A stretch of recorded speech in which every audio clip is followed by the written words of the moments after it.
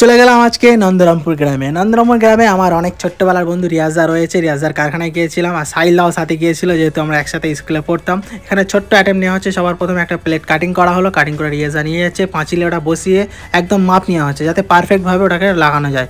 তারপরে রিয়াজদা হাসছিল কারণ রিয়াজদা একটু সাই ছেলে।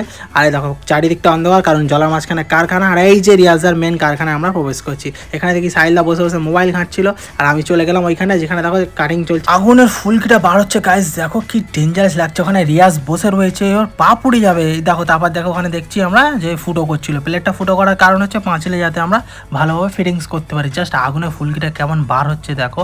আমি এখানে বসে একটু মজা পাচ্ছিলাম যে ভাই তুই যে কাজটা করছিস খুবই সহজ কাজ, আমাকে দে আমি করে নিচ্ছি বলে আমি ট্রাই করার জন্য হাতে নিয়ে নিলাম জিনিসটা। তারপরে দেখো কত নাটক করে, দেখো দেখো কত নাটক করছে। এত নাটক করিস কেন ভাই, কাজটা করবি তাড়াতাড়ি কর না।